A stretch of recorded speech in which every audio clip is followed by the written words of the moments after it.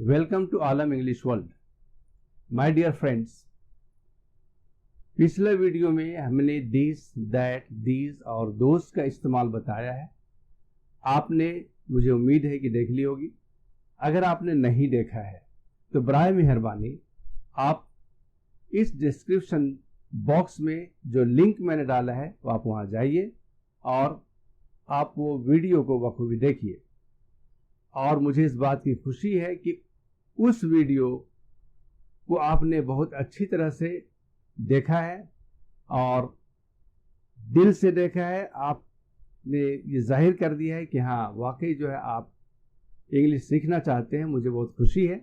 अब हम आगे चलते हैं देयर का यूज की तरफ, और इसमें भी मैं चाहता हूं कि आप पूरे ध्यान से देखें, समझें और इसका इस्तेमाल आप करें। चूंकि ये देयर का जो इस्तेमाल है ये बहुत ही मजेदार है।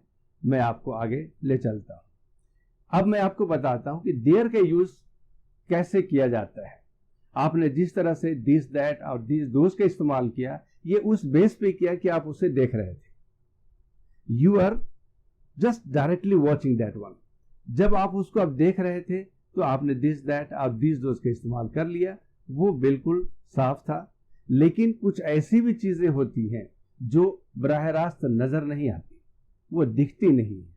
तो जब ऐसी चीजें नहीं दिखती और आपको उसी तरह इशारा करके बोलना हो कि फला चीज फला जगह पे है, तो फिर आप क्या कीजिएगा? वहां पे दिस, दैट का यूज नहीं हो सकता। मान के चलिए कि आप स्कूल में बैठे हैं और अपने दोस्तों के साथ, अपने क्लासमेट्स के साथ ये कह रहे हो कि मेरे घर में एक फ्रिज है, तो आप उसको ये कहते हो कि that is a fridge in my house. ये ना इन द हाउस का कुछ पता चल रहा, ना फ्रिज का पता चल रहा। तो ये एक फनी टाइप का जो है एक्सप्रेशन होगा। तो इसको बेहतर तरीके से जो ग्रामेटिकल वे है उसके लिए आप यूज करोगे देयर का। जब आप देयर का यूज करोगे तो देयर के माने होता है वहां। जहन सुनने वाले का सीधे चला जाएगा उस जगह की तरफ जिसकी तरफ आपका इशारा कर रहे हो। तो आप घर की तरफ इशारा कर रहे हो, वहां क्या है? एक फ्रिज है। तो वहां पे आप क्या बोलोगे कि देयर इज अ फ्रिज। आपका मेन मकसद है कहना फ्रिज का। तो देयर इज ए फ्रिज। अब वो फ्रिज कहाँ है? तो मेरे घर में है। आप सीधा बोलो इन माई हाउस। तो ये हुआ आपका एक क्लियर कंसेप्ट जो आप बताना चाहते हो कि मेरे घर में एक फ्रिज है। तो आपका दोस्त समझ जाएगा कि हाँ, ये फ्रिज कहाँ है, सामने नहीं है, इसके घर में है, जो आपको नजर नहीं आ रहा। और ये देयर से ही क्लियर होता है, दिस, दैट से क्लियर नहीं होता। तो आपने समझ लिया होगा। चलिए कुछ और उदाहरण देते हैं इसी तरह से।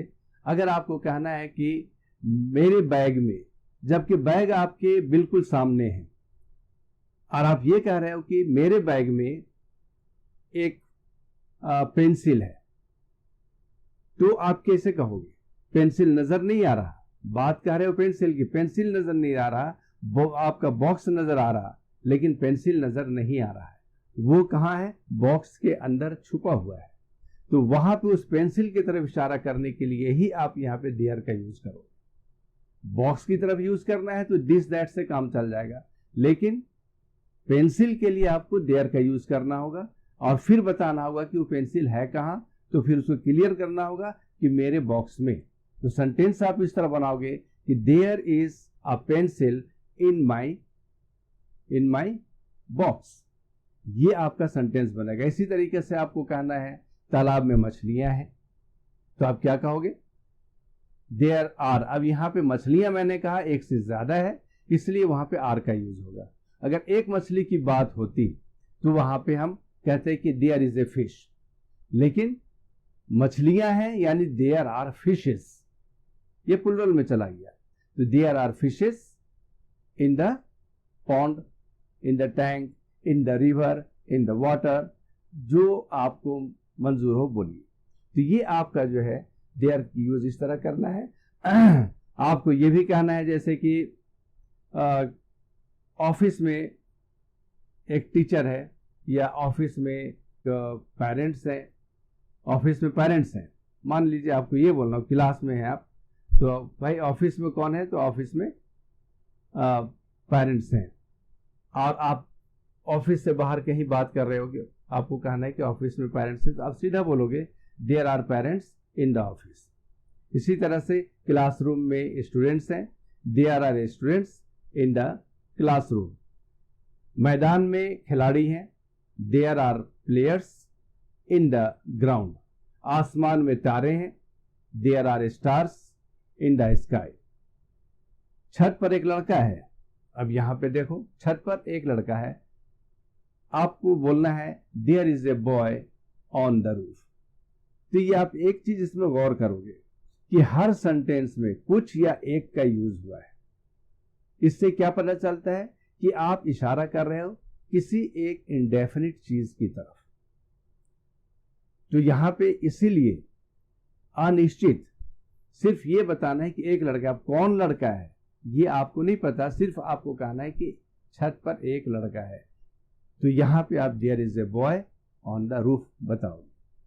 तो इसी तरीका से जितने चाहो सेंटेंसेस आप बना लो। There is a tree in the village, there is a mountain in the village, there is a lion और tiger in the forest, there is a parrot in the cage. तो ये सारी चीजें आप आसानी से बोल सकते हो, इशारा कर सकते हो देयर से। तो ये अब यहां पे हम चलते हैं। अब जैसे यहां लिखा है एक लड़का है, अब एक लड़का है कि मतलब कौन है इससे हमको मतलब नहीं है, आपको इसी के लिए ये देयर का यूज करना है। एक लड़का है तो आप क्या बोलोगे, एक लड़का है तो इंग्लिश आप बोलोगे उसको कि देयर इज ए बॉय। क्या बोलोगे, there is a boy, correct. अब ये लड़का कहाँ है ये मुझे नहीं पता, सिर्फ मुझे बताना था कि एक लड़का है तो मैंने कहा देयर इज ए बॉय। उसी तरह एक बकरी है तो आप क्या बोलोगे, there is a, very good, there is a goat. ये आपने बिल्कुल सही बनाया सेंटेंस। अब एक तारा है, आप भी बना लो। अब एक तारा है, क्या बोलोगे, क्या बोलोगे, yes correct, there is a star, very good, there is a star.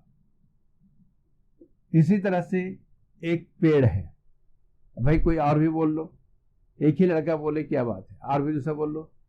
हाँ चलो, ये वो बोलना है आपको कि एक पेड़ है, क्या बोलोगे, यस करेक्ट, क्या बोलोगे, there is a tree. Tree के माने पेड़, एक सिंगल पेड़ है तो there is a tree, very good. तो ये आपने देयर का इस्तेमाल यहां पे सीखा। अब यहां पे कुछ या जितने भी इशारा है एक नाउन की तरफ है, एक चीज की तरफ है। लड़का यहाँ एक है, बकरी एक है, तारा एक है, ट्री एक है, ये सारे क्या है, सिंगुलर पर बेस्ड है, इसलिए देयर के साथ इसका इस्तेमाल हमने किया है।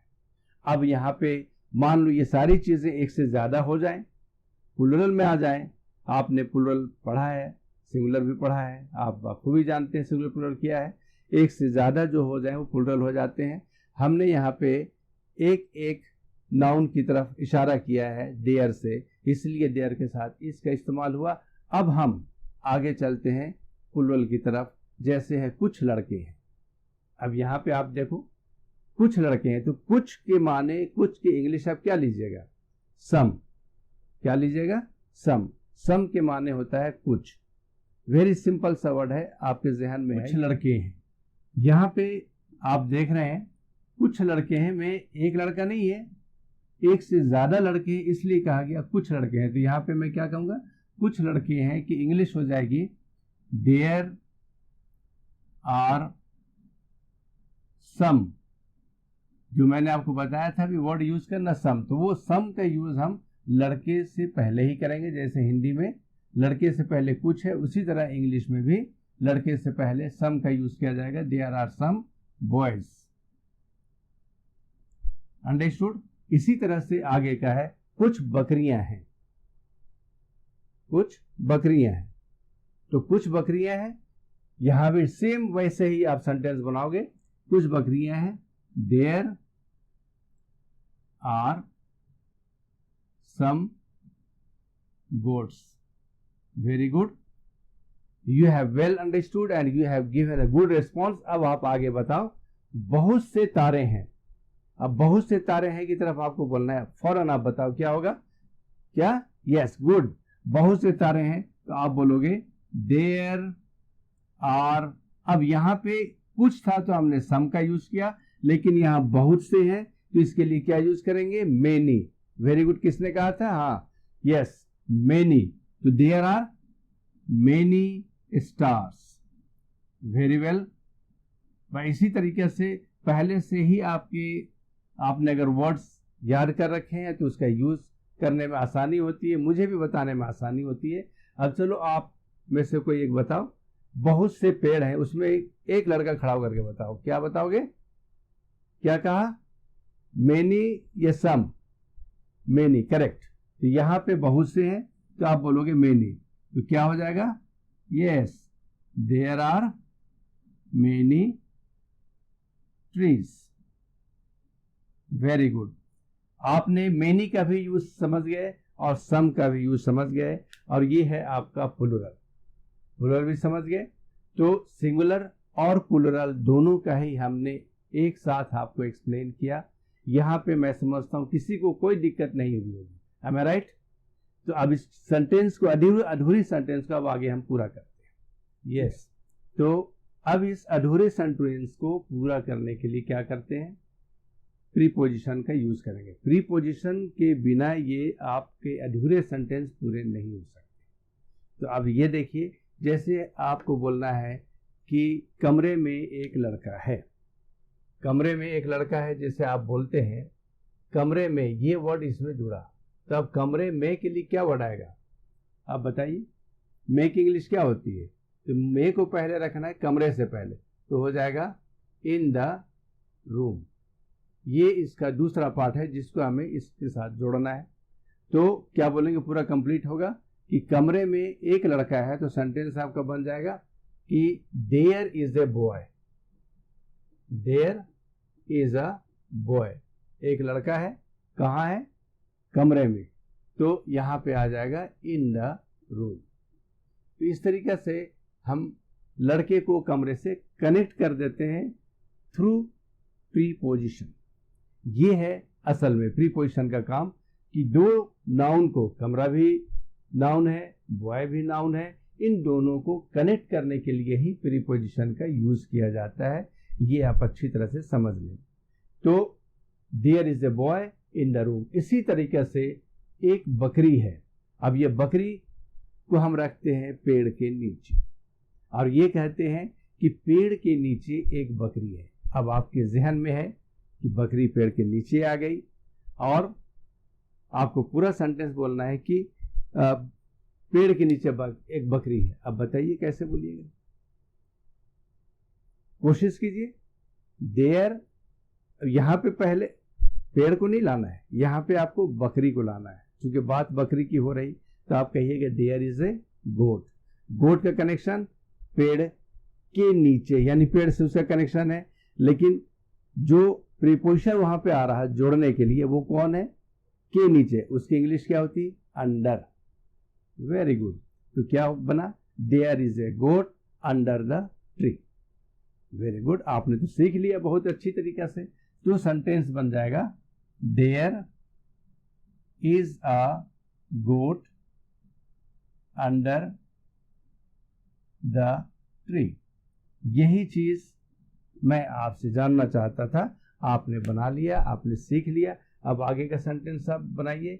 आसमान में एक तारा है, आसमान में एक तारा है, क्या बोलिएगा, पहले अब तारा को बोलिएगा, फिर उसको आसमान से कनेक्ट कीजिएगा, क्या होगा, there is a, yes, try कीजिए, there is a star. Very good, there is star in the sky, very nice. तो there is star in the sky, ये आपने बना लिया। अब इसके बाद एक पेड़ है, आप पेड़ को कहां ले जाइएगा बताइए। चलिए इसको पहाड़ के ऊपर रख देते हैं और बोलते हैं कि पहाड़ पर एक पेड़ है। अब इसको आप बनाइए। भाई आपने पेड़ को पहाड़ पर रखा, अब दिक्कत क्या है, सीधा बोलिए there is a tree on the mountain. Very good, यही तरीका है देयर का यूज करने का। अब उसी तरह से हम प्लूरल का भी यूज करेंगे।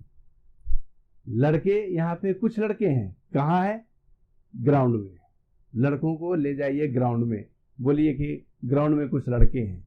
तो आप इसी तरह बोलिए there are some boys in the ground. लड़कों का कनेक्शन ग्राउंड से है, इन प्रीपोजिशन है जो कनेक्ट कर दिया। तो there are some boys in the ground. Very good. इसी तरह से कुछ बकरियां हैं। अब बकरियों को आप ले जाइए पास्चर में। पास्चर क्या होता है भाई? चारागाह। पास्चर के माने चारागाह, जहां भेड़ और बकरियां चरते हैं उसको बोला जाता है पास्चर। वहां उनको खाने पीने के लिए घास वगैरह सब मिल जाते हैं।